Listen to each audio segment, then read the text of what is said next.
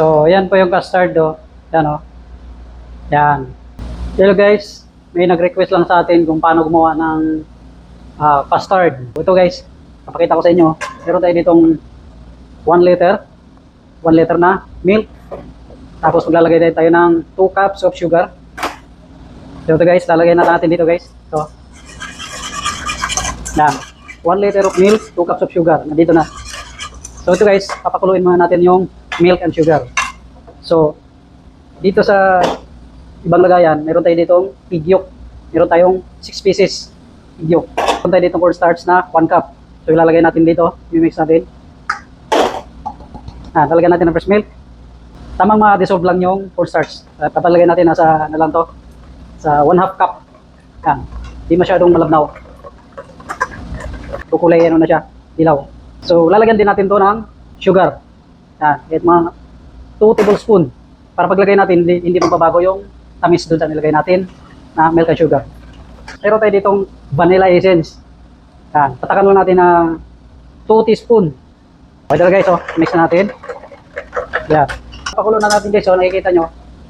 Yan, kumukulo na.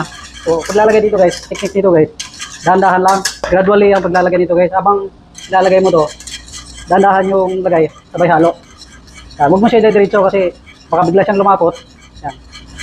Yan. Dahan-dahan lang. Kukunin mo lang yung gusto mong lapot. Kasi may mga cornstarch na talagang matapang. So, ito guys, kanina pa to kumulo yung gatas eh.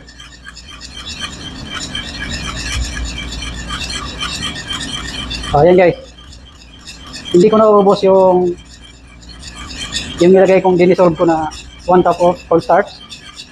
Lumalapot na siya guys. Ayan.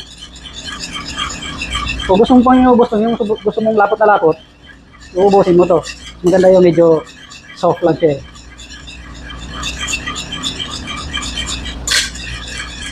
So may tira tayo dito mga 4 tablespoon. May natira tayo dun sa tinimpla natin. So ito na yun guys. Tatanggalin natin agad para hindi siya didikit dun sa kaldero. Ayan siya. Ayan. Ayan siya guys. Ayan. Yung texture niya. Ayan. Pag lumamig yan guys, lalapot pa yan. So ito guys, may tira tayong konti. Yan. Pero mas maganda yung merong ganyan tira. Kung gusto mo pang malaputan pa, ubusin mo yun lahat. Tama-tama lang yung ano natin guys, measurement natin. So ito yan guys, yung custard natin. Yan. Yan mama. Sana may natutunan kayo. Thank you for watching. Follow and share.